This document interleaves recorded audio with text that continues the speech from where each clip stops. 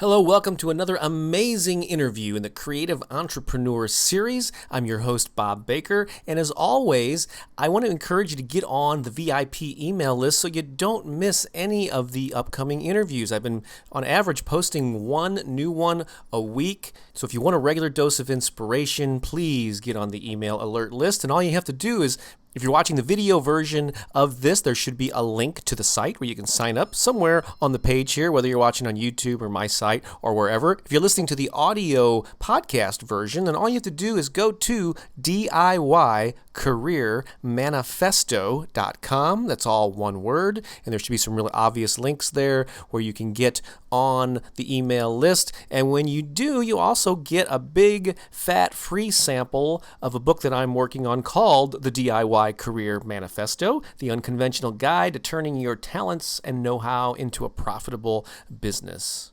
So get on the list, stay inspired, let's keep in touch, and now, here's this week's amazing interview. Hey, this is Bob Baker. Welcome to another amazing interview, or more specifically, I guess I should say an interview with an amazing person here in the Creative Entrepreneur Series. And this is actually a very comfortable interview because it's a good friend, Ariel Hyatt, who is, I think, in her Brooklyn home office there. And hi, Ariel, how are you? I'm fantastic. It's a beautiful summer day in New York. Fantastic, and yeah, so you and I go way back, and actually, I think this is of all the I've done interviews with people that I know, but I probably have not hung out with them as much as you. I mean, you and I have like co-presented things. We've shared the stage. We've been on panels at music conferences. We've done teleclasses. I've interviewed you. You've interviewed me. And so there's definitely a sense of familiarity here. And in fact, as I look ahead, I ask every guest the same series of questions, and I'm sort of anticipate. I wonder if I know how she's going to answer that one. But I bet you there'll probably be a few surprises here. But yeah. So even though we both have music business backgrounds, we're both entrepreneurs. We're both expanding our business. And so I know you just have a lot to offer here. And so just in case for those folks maybe who don't know who you are, I'm going to give my little quick synopsis. You fill in some blanks on your background and what transpired in your life up to this point, and then we'll get into our series of questions. But basically, yeah, you and I have a common bond with being involved in music marketing and publicity several years ago. I'm not even sure how long ago you actually started the original company, which is called Ariel Publicity. When did you start that? It's 17 and a half years ago. Oh, wow. Okay. Can't even believe I'm that old some days. I know. I can't either. And so so Ariel Publicity then morphed into, I think like 5 or 6 years ago, into Cyber PR, which, as I recall, was a suggestion that our mutual friend Derek Sivers made with you. And actually, Derek will be a guest on the show. He's working on a project, and in a few months from now, that'd be great to have Derek on. We both go way back with him. And then Cyber PR just recently morphed again into a company that's not only for digital and social media marketing for musicians, but for people and companies of all types. So that's sort of my a broad brushstroke, but once you fill in some of the blanks that people need to know about who you are and what you do. Okay, well, you gave a pretty good synopsis. Started out just a couple years out of college, having a background working at a record label and concert promotion company. Decided to take a stab at it on my own because I got fired from my job, and started a traditional PR firm, which I was very happy running for. Well, we started in 96, and we chugged along very happily until September 11th, 2001 was the first kind of moment I realized that the media was changing forever, and the tone of our country changed, and what was important in the media started changing, and I started really thinking that I didn't love traditional publicity, and we started taking my company digital, and I was the crazy person that was talking about digital stuff, even way before, social media as we know it. And it was an interesting and I look back at it now, it wasn't a very easy transition, but, as entrepreneurs, as we transition from things, I know we'll talk about this today, you don't actually see how hard things are, until you get through it to the other side. And then you go, wow, that was challenging. So we took the company digital, and I created a platform called Cyber PR, which is basically a transparent PR platform. So all of our clients can actually see where we're sending their stuff, who's reacting. It's sort of like an online dating site, but instead of connecting men to women, we connect, or men to men or women to women, we connect bands to bloggers, or our clients to media makers online. And about a year ago, we started working for non-music business related clients. And now we're just plain old cyber PR. And then our other website for musicians is cyberprmusic.com. And it's been really interesting kind of coming up through the ranks of the changing internet and figuring out strategies for our clients. We do everything from helping our clients identify a signature story. What are they going to be talking about? What is the piece of them that needs to be inserted into their good product, service, art, book, whatever, that people are going to love? And we've helped find niche markets. And then we help with content collaboration around the web, which basically means we help our artists get exposure on blogs, which we think are a very legit place to build your thought leader platform. Cool. And I know that if I remember 5 years ago, you came out with your first book. Now you're a multi-book author, and I'm Yes. happy to say I gave you some advice and guidance way back in the day when you were contemplating that. But what are some of your books? Yeah, so my first book was Music Success in 9 Weeks. Again, Derek Sivers helped me name that very ironically titled book. It was a joke, everyone. And But then it did stick. It did stick. And then that book has come out now 3 times. So third edition is out. And then Carla Lynn Hall and I, a couple of years ago, 2010, wrote The Musician's Guide to Facebook and Twitter. We co-authored that one. And then most recently, I wrote a guide called Cyber PR for Musicians, which is tools, tricks, and tactics for building your social media house. And it's really a blueprint on how to get yourself either up to another level or up and running using the internet. And then the really cool news about that book is we now also have a teacher's guide, which was co-written by 2 professors of different music business schools, one in Tennessee and one in Minnesota. And that is a guide for teachers that are interested in teaching social media to their students at music industry and music business schools. So what's that? 4 books now. Wow! That's you've come a long way in 5 years, Grasshopper. Amazing. and if I'm not mistaken, like 5 years ago, we did this like weekend boot camp in St. Louis called the Indie Buzz Boot Camp, and I didn't realize, I don't think at the time, that you said it was like, I think one of your first like solo presentations as a speaker, and since then you've been speaking all over the world. I mean, you're in Australia recently, I think, and in Europe, and so it's been awesome to watch your progress as you spread this message. Yeah, that was my first official all me. I'd done a ton of panels, but your conference was the first time I actually spoke for the first time, just solo presentation, and I haven't stopped since. Created a monster.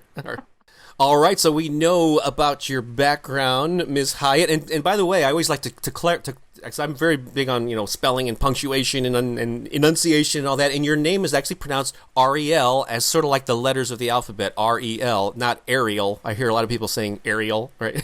True. There was sort of this funny indicator, like I can actually say, like, if anyone ever said that they knew Bob Barker, I'm like, actually, it's Baker. Yeah. And then there was a whole lot of Derek Sivers or Derek Silvers. Yeah. These are also indicators that you don't really know the person. And then there was the Ariel time. I am not actually an antenna. Right. Ariel, and it's like the accent is on the last syllable, isn't it? Ariel or something like that. I mean, it's funny. The older I get, I'll sort of answer to anything at this point. But yes, preferably that's the way. Okay, cool. So I ask the same series of questions to all of my guests. I find it the best way to sort of pull out of them their success habits and all that. So looking back on the past, it seems like you've been self-employed at least those 17 years, maybe longer, right? You've been running your own business and all that. So if you had to identify 2 or 3 sort of traits or elements, keys to your success, what would they be?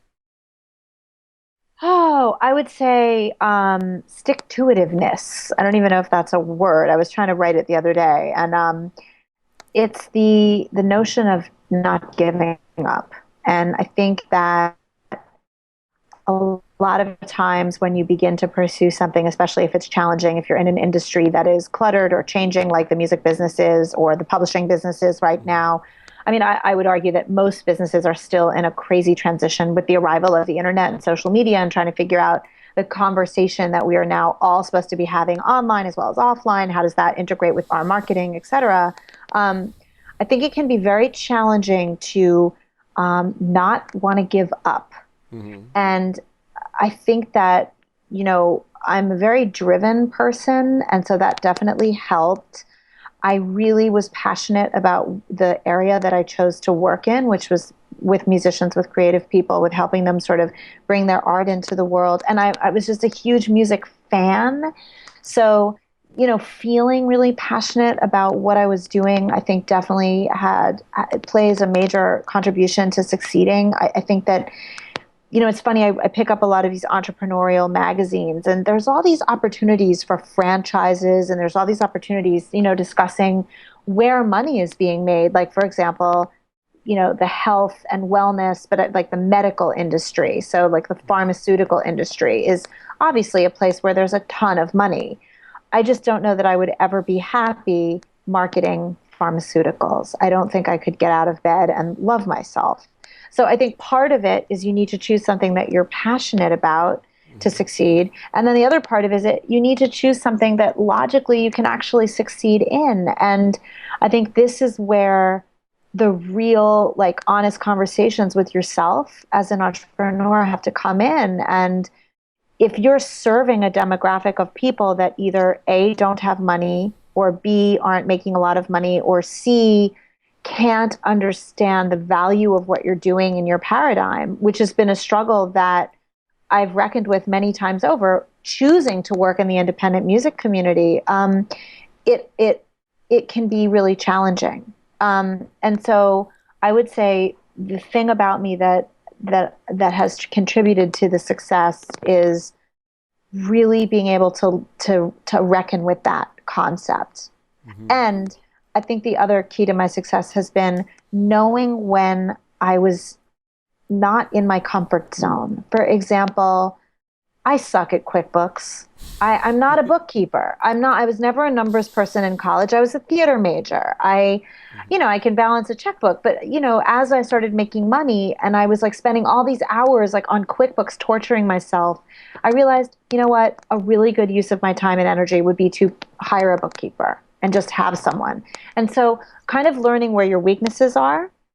I also have a CFO she handles the finances. She handles looking at how much money is coming in versus how much money goes out. She looks at how much money it costs to run this house. And, I live in a really big, beautiful house in New York. It costs a lot of money. And she actually one day sat me down and said, do you actually know how much money it costs you every hour to run your business? And I was like, what are you talking about?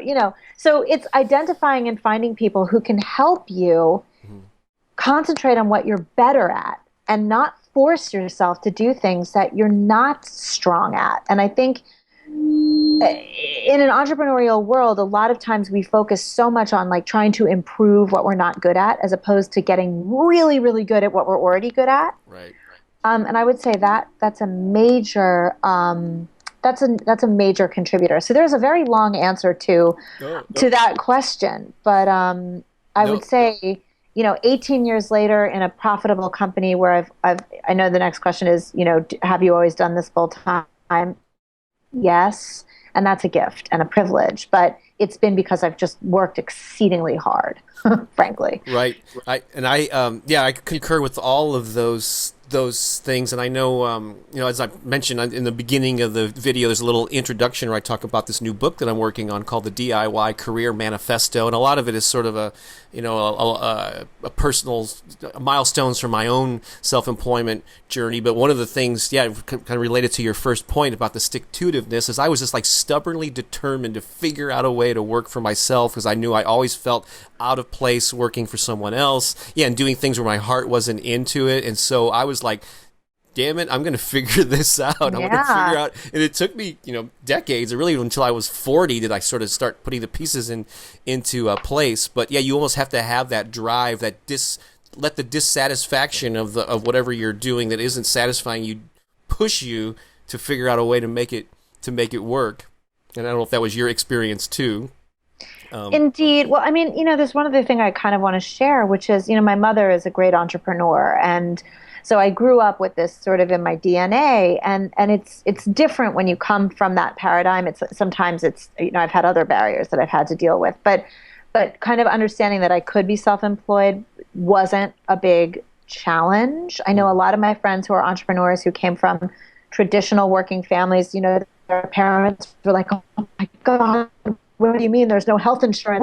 Freaking out about the idea that there was no security built in around this. And that's definitely true. But I think that it's sort of the best piece of advice that I ever got and the worst piece of advice. And that was from my mother, who is a genius entrepreneur. And she said, do what you love and the money will follow. Mm-hmm.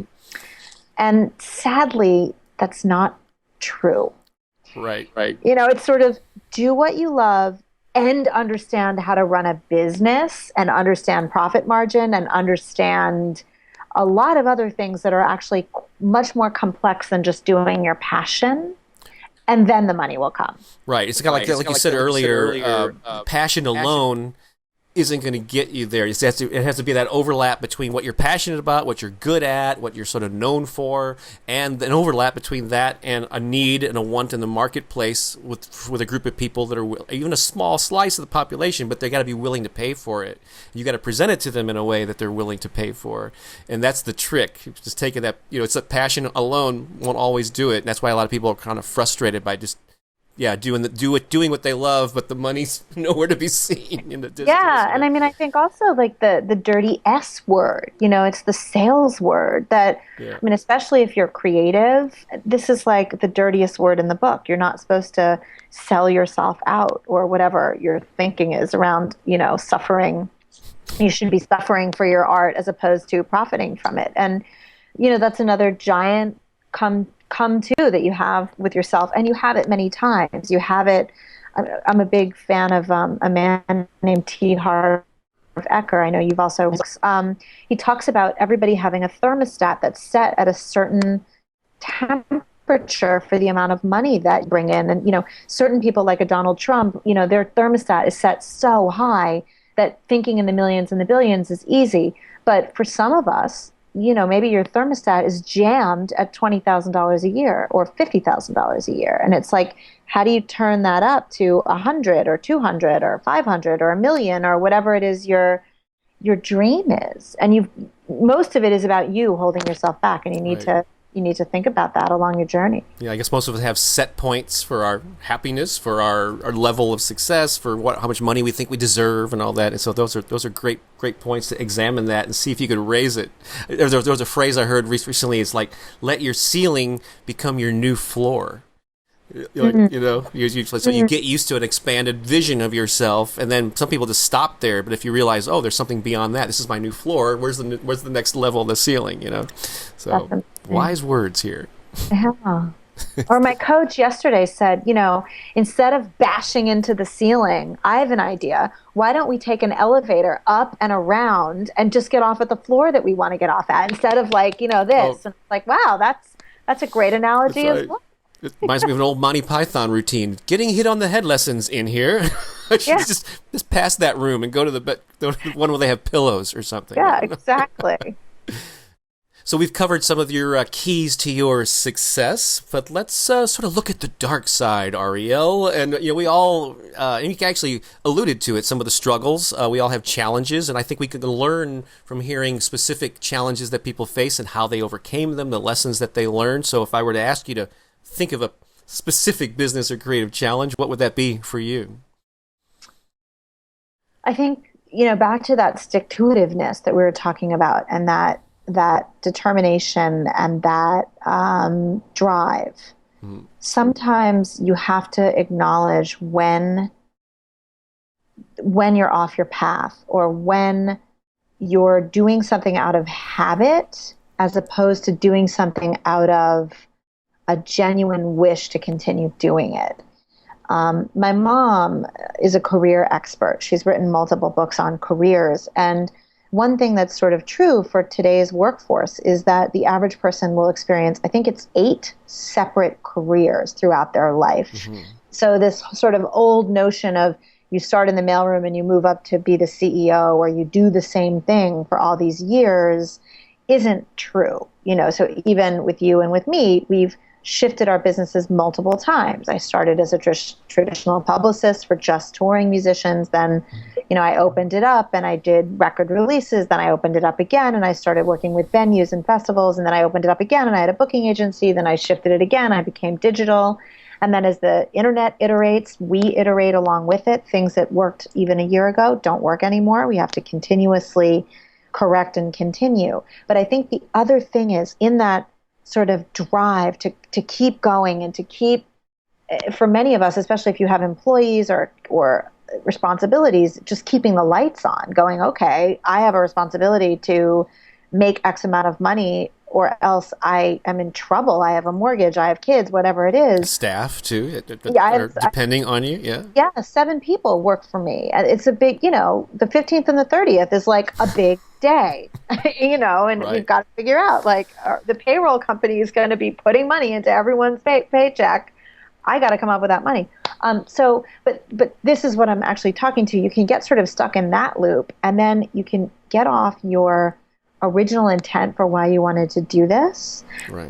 And I think this year I've taken some pauses and some time to sit back and go, oh wait, I'm actually not feeling really happy and satisfied anymore. Like, something about what I'm doing in my drive to do it or make more money or, push myself to the next level, I'm realizing that I'm not in sync with myself.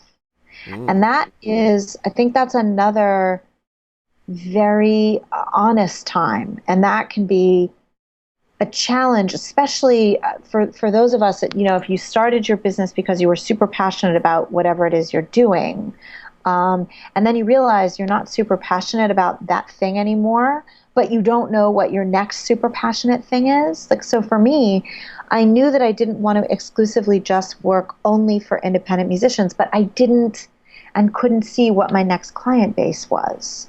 Right, and right. So it was very, like, I was always so clear that this is what I want, this is where I'm going to go, this is what I'm going to do. All of a sudden to know, okay, this isn't all what I want. Sure, of course, I'll always work with musicians. That's sort of my soul. But after 17 years, I wanted to try something else. But I didn't know. Was it products? Was it goods? Was it services? Was it authors? I couldn't sort of identify my next demographic. And I think also as you get older and you get good at what you do and you're aware, like, okay, I could serve anyone because I'm good at what I do. I'm not in the proving myself phase anymore. Then it becomes interesting because then your choices open up. But unless you know exactly what you want to fill them with, it can be really, really challenging. So I would say the dark side that I've gone through over the last couple of years, as I've started this inquiry about, who do I want to serve?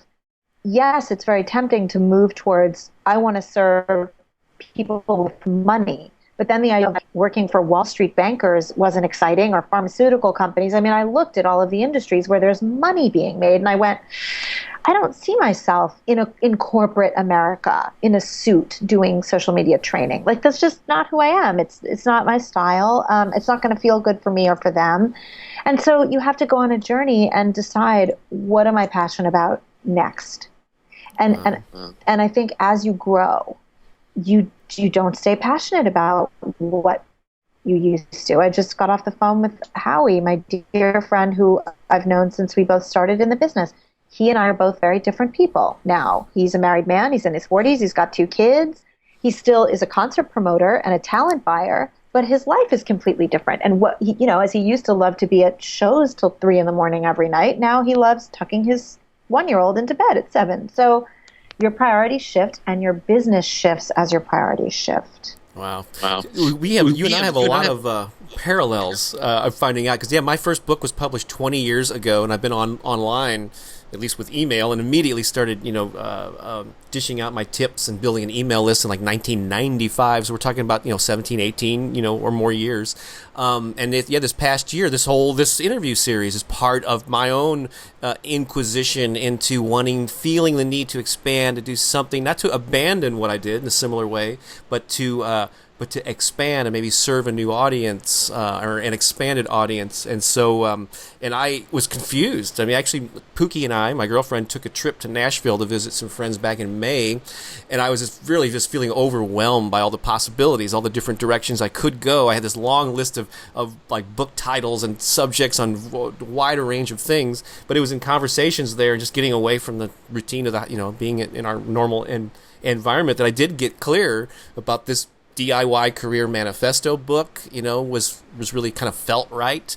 It still appealed to musicians and authors, but also to other people, more entrepreneurial, and instead of always be trying to figure out the latest thing to do with Facebook and Twitter, which I know you and your team are great at. I didn't really want to be that. There's a lot of people already in that field, and so for me it was like actually dealing with this, like giving people permission to pursue their passions and their talents, and figuring out how to know that entrepreneurial urge, no matter what the field was. So we all go through that. Even if you find your passion, you're not set for life. It's not set it and forget it.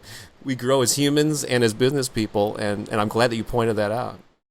All right, cool. So here's a question that I always like to answer. This is sort of from the if I knew then what I know now category, but I phrase it in this way. If you could go back and have a conversation with the young Ariel, and you could give her 3 pieces of advice, and we'll come back and handle these one at a time, but basically looking back, what would you do exactly the same?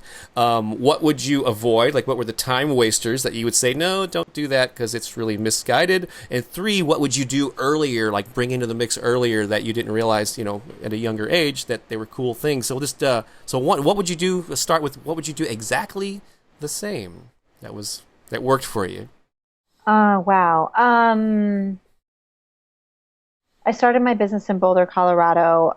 I loved living in that town. I went out every night. I met so many amazing people that loved music. I learned how to snowboard. I grew up in New York City. I'm born and raised in Manhattan. And so it was like living on another planet, living in this beautiful place. And I would definitely do that the same. I would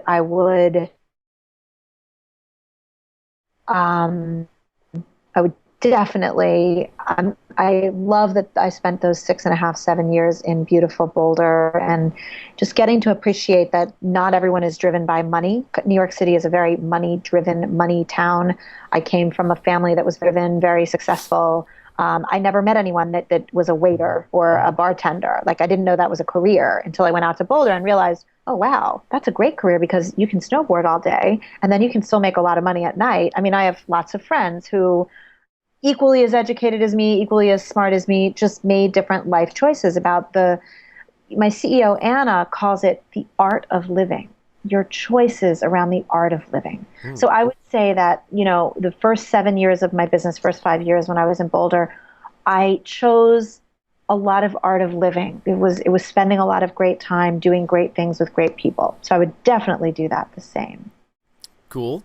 And then what would you, some of the time wasters, or what things to avoid if you had this conversation with your younger self? I think back when you're really passionate and when you're really focused, like I was. I would say that my biggest enemy was my loyalty. I often became very, very loyal to specific clients or specific people. And so I would say that when I've made a big mistake, it's because it was 2 reasons. Reason number 1, I was overly loyal. So there was a client that I became attached to for whatever reason, or I gave them a little bit more. I really was passionate about their music, and my personal life became too involved. It wasn't business decisions anymore. It was like a passion. I remember there was this one band. I loved this band, and they meant everything to me. And I was their booking agent, and I worked really hard. And then I remained really, really loyal to their record label. And when they left their label, they got to a much bigger record label, as happens in the music industry. I stayed loyal to the label, and I lost the band. And it felt like I had broken up with 7 boyfriends. And it was like a really heavy heartbreak for me. And I think back at it, and I think like I could have been a lot more diplomatic in that scenario. So I would say that would be the first thing that I might have done differently. And that ties into sort of being resistant to change. Let's keep things the way they are because I've always worked with this label, so let's keep that going. And it's like, is that fear of change and shifting things up, the unknown? Yeah, that, and just not being, diplomatic enough to see that there's multiple sides when you work, especially on teams. Not everybody gets along all the time. And then I would say the second thing would be, and I think a lot of women tend to go through this. More and more female entrepreneurs that I meet, and women in general, when we feel like we're not good enough or we're not doing a job that's satisfactory, it's going into a place of fear instead of going into a place of power. And so I think about when clients would get upset or overreactive, or they just didn't understand what we were doing, and they would call and yell or get upset. I don't like when people get upset. It freaks me out. And I would instead of getting powerful in the face of upset, I would get really scared. Thank God I'm through this now. Mm-hmm. But, a client that was calling and being crazy and angry, 9 times out of 10, it had very little to do with us. They were upset because they felt that they deserved something, or they had worked really hard at their art or their album, and it wasn't getting the reaction that they wanted. And all they needed was for someone to really talk to them about that. Mm-hmm. And, okay, how can we work together to get through this?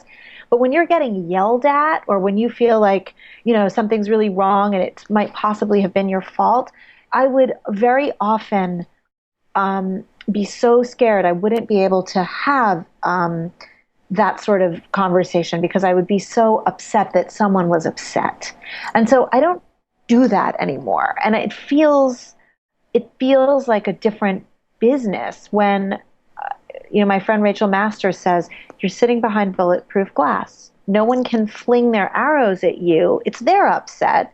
And you don't have to get enrolled in all that stuff. You can still go, okay, you're really upset. Let's talk about why you're upset. And let's talk about how we can fix this or change this or make it better or strategize, because you've hired me to strategize for you. Right. So let's figure this out. Like, I haven't done anything wrong. You haven't done anything wrong. And so I would say that would be the piece of advice. Like, it doesn't have to be so emotional. And it's only fear talking when you get reactive. Right. And I found it's very hard to do this because you have this defensive when somebody, even in an email, when somebody's flaming you, or complaining about something, and you want to get all defensive and go, oh, yeah. But I found the best thing, if you can train yourself to do this, is just to kill them with kindness. Write back and go, oh, I'm so sorry you feel that way. And I've done this with emails where somebody was just really livid about something, and I would just send this kind, polite email back. And they would send a message back out and actually apologize. Oh, I'm sorry, I was in a really bad mood. My car was wrecked, or what. You don't know what's going on in their lives, and they ended up being fine. And so, but that's a hard thing to learn, to react that way. No, you're right. I mean, meeting fire with fire doesn't help usually, right? Right. It's so. What would you? So as far as that third piece of that question, then, if we've covered, if we've adequately covered what things to avoid, is what would you have done earlier that you didn't realize at the time that you should have incorporated into your life? I would have taken more business classes. I'm a theater major. I grew up in a house of, well, my mother was a very successful entrepreneur, but very interestingly, she always had a business partner that handled the statistics and the numbers. My mother, like me, is very creative.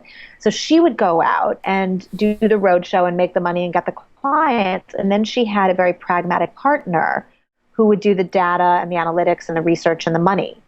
And so they both had their strength areas. I'm a solopreneur mostly. I mean, I have a staff, but I don't have a partner, a business partner that's going to sort of handle the pieces I'm weak at. So I would say the smartest thing I ever did was I hired my CFO, CEO, who she has a master's degree in business. I don't. She is a managerial expert. I'm not. She's been in organizations and understands how to write a policy handbook and how to hire people and how to fire people and how to look at spreadsheets and numbers. I can't even open Excel without going insane. So it's fantastic having someone on my team who does and knows all of those things.